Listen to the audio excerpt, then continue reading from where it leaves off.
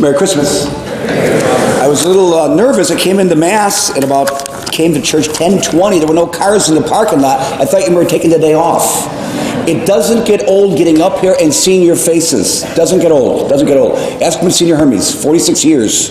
It does not get old. You renew us, you support us, you lift us up. Merry Christmas. It's great to be in church. Of all the places you can choose to be at this hour, on this day, honoring our beloved Lord and Savior, hopefully with your family. Many of us are with deceased members of our family, in heart and in mind. We believe in a communion of saints. They are very much here at this Mass. This is profound, this is powerful, this is miraculous. I hope you had a good Christmas time. I really did. I really did. And what I'm going to talk about today is the Feast of the Holy Family. We know so little about the Holy Family from Scripture. We could intimate or infer about the Holy Family, Joseph, Mary, and Jesus, but not much is written. We do know that in the long version of this gospel, Jesus went home, young boys and girls, Jesus, God, who's God, he went home and was obedient to his parents. First point, okay? Second point, we know he got lost in the temple. And the Blessed Virgin Mary said to Jesus after 3 days of him missing, "Why have you done this to us?" So moms and dads, who have to, I know in my family they did, my mom and dad shared great disappointment, not just in me, in my brothers even more so. And the Blessed Mother can relate to you. These experiences are not in a vacuum. They're not isolated. The problem with dealing with any family problem, which I'm going to talk about, is isolation, or somehow thinking that your problem is the absolute world's greatest problem. That problem leads to the problem. Among all people, it was my coffee clutch people that I hang around with. That, I got to tell you, many came to Mass. Your prayers are working, and those gift cards. Thank you. I don't need any more. I think I'm good for another 6 months. Thank you. But we came up with this conclusion. When it comes to family traumas, and there's some big ones out there, I'm just going to breeze over a couple of them, because you know them. You know about these things. There's behavior problems. There's marital strife. There's self-esteem issues, self-worth, drug addiction, alcoholism, suicide attempts and suicide, anorexia, bulimia, cutting, teen pregnancies, other ways of acting out that leads to deep woundedness. It's just my opinion. It's my opinion. Irrespective of the depth of the problem. And again, some got real problems. If you're making a mountain out of a molehill, again, talk to Father Simon. He'll listen. I'll listen, but I'm just being honest. If I go from a family's home to just look at it, try to see it my way. And I'm not trying to limit your crises. But if I just came from a house of mourning with a parent who lost her child, and you're coming up with, I don't know, I got a zit, or something like just, I gained 5 pounds, Father, and you need to see me immediately. It's going to be hard for me to regulate my emotions because I just came from an extraordinary hardship. The point is, irrespective of the hardship or the trauma, we concluded the way you go into it is generally the way you come out of it. People who've lost their child. My mom lost a son. I lost a brother. How did you guys come out of it? We went in with a lot of faith. We came out with a lot of faith. I know people who've lost children, they didn't go in with a lot of faith. They came out with less faith. It is certainly one of the more challenging experiences a mom and dad could possibly go through. And a host of other ones. Father, what's keeping us together? God, the Holy Spirit. Someone wrote me a wonderful letter. I'm centering on family right now, and family concerns. Let me throw a good one out, then another one. A famous psychiatrist once said, the leading indicator of a child's own future is his or her own parents' self-esteem and the way they love each other. I totally buy that. One of the leading indicators, adopted or otherwise, one of the leading indicator of a child's future is his or her own parents' self-esteem and the way they love each other. I'll give you an example. My mom grew up on Augusta and the Kennedy. She was poor. She was very poor. She said she never knew it. They never knew they were poor. Everybody was poor. My grandma came out of the Depression. They didn't know they were poor. Folks, it is so not about the money. or the car, or the zip code. If your house is a place of love and forgiveness and giving, if you have a good centeredness in your family identity, that's worth more than so much you can imagine. And if you're mad at your mom and your dad, I don't know what they're telling you, they are smiling on the inside. It's great to have the family together in church. It's so awesome to do this, modeling ourselves on the Holy Family. It's so, so important. So I'm also thinking about relationships with our parents. Things were so much different. I'm 48. Things were so much different when I was a kid than are going on right now.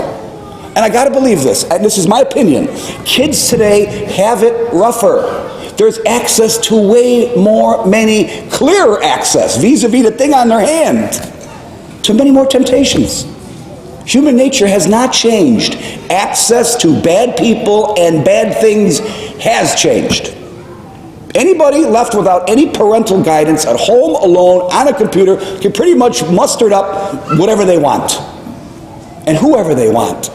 And there are far more many kids, and again, my opinions, because of the video games and the coarsening of our emotional experience. People watch people's heads get blown off, not just on TV and on YouTube, on these video games. You don't think it coarsens people? I don't want to watch that. I can't watch the in-cage fighting. I used to be a boxer. Horrible, horrible. How bad of a boxer were you? I'll tell you how bad of a boxer. My dad made us box. I'm such a bad boxer. I'm the best looking man you will ever have met who's been beat up as many times I've been beat up. That's just a fact. And many times from the hands of my much bigger brothers. What was I doing in a ring with them, Dad? I'm toughing you up, kid. Speaking of which, I get back to healing and families and problems in families. I saw a couple people walking in with there's a couple crutches in Mass today. God bless you. Your merits have increased by the sacrifices you made. I didn't walk for a year of my life. 1 year. I had a surgery that kept me out for 6 months, and I snuck out of the house and broke the bone in the same spot. And my dad, as a kid, my mom went to the hospital every day. My dad worked on the far south side. The hospital was on the far north side. Oak Park and Grand Avenue, Shriners Hospitals. My dad never came to the hospital. I'm positive. Now I know. I'm sure I resented him for it. He was doing everything he was supposed to do, providing, giving us security, taking care of all the other things so Mom can be freed up. But that's not how a kid saw it. A kid saw it. Where's my dad? Why isn't my dad here? Now, if that was my experience, I can't imagine what some of you are carrying. And you got to lighten up on the parents, especially on Mommy. Why do we got to lighten up on Mommy? Because she's got to put up with Daddy. Give her a break. But it's true. It's true. Look, what else can we glean from the Holy Family? Discipline and hard work. In my opinion, the quickest way, and we all deal with ingratitude. We deal with ingratitude in ourselves. We deal with ingratitude in those we love. The quickest way to overcome ingratitude is discipline and hard work and going to the less fortunate. When that mobile food truck came here, there's almost 400 people in this area who don't have anything. And many of the kids are working, teenagers, assisting them with the food. Mom and Dad, great move. Great move. Oh, you know, the Buddhist proverb, to rid oneself of 1,000 problems. Think about somebody else. That's the problem, but back to our thing. I don't do Facebook. No Facebook here. Zero Facebook. Zero. I just started getting texts.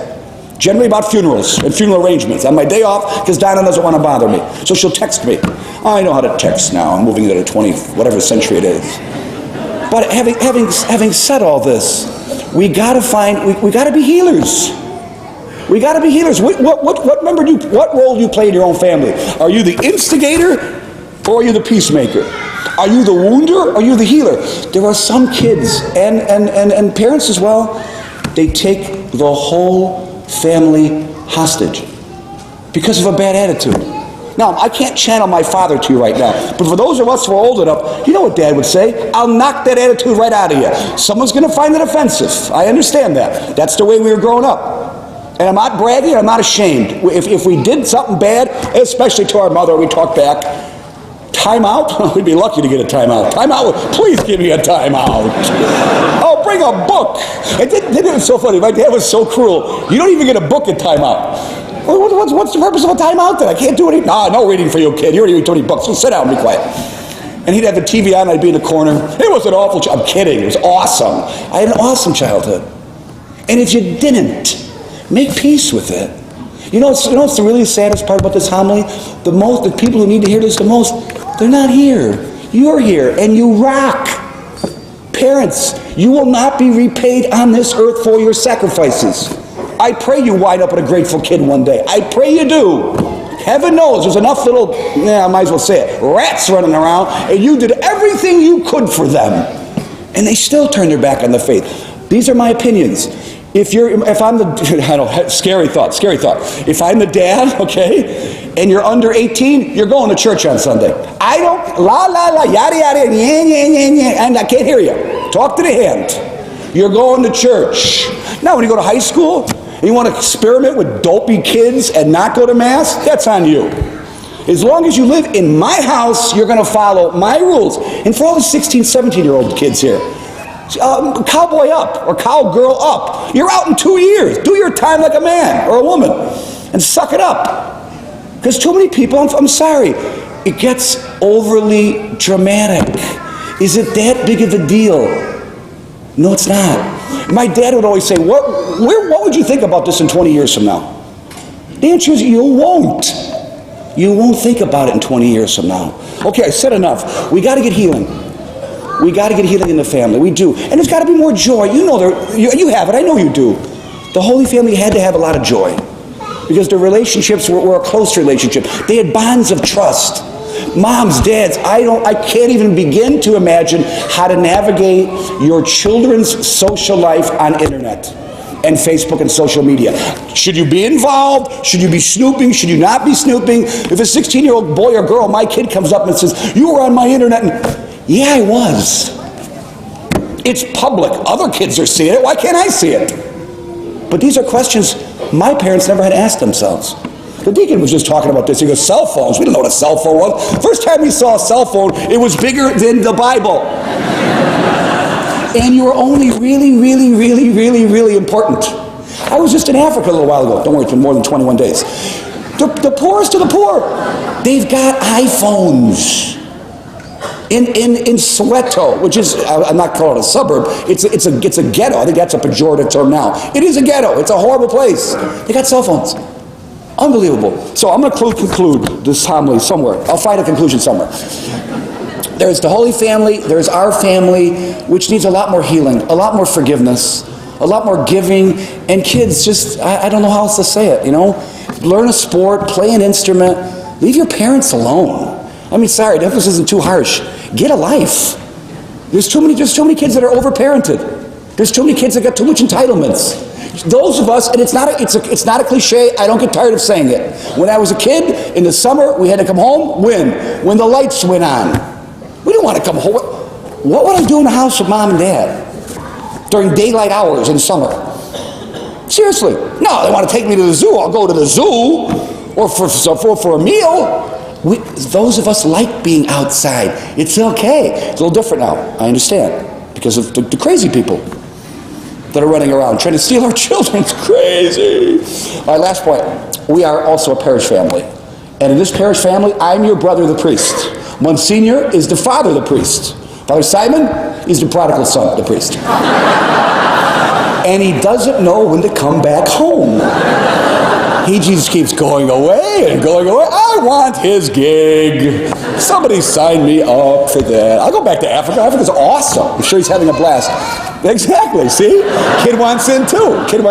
So parents, I'll do the first of all, the parents, thank you for your sacrifices. This parish is based on the heart, the work, and the prayers of moms and dads and grandparents. That's what it's based on. And your love in service and time and talent in ministry and supporting the church. This is not an awesome parish on accident. You take your faith seriously. It's got huge dividends. Dividend's not even the right word. It clouds the idea. Faith is its own reward. Children who are good, who listen to their parents. It's cool to listen to your parents. It's cool to listen to your parents. And to show them that kind of respect. Girls, you're going to be, whether you marry a guy like your dad or not, you can learn how to be a good, girl to your dad, boys to your mom. And at the end of this, whether we're talking about the Holy Family, our own families, or our parish family, there's no greater title in this world than child of God. We have a heavenly family that looks out for us.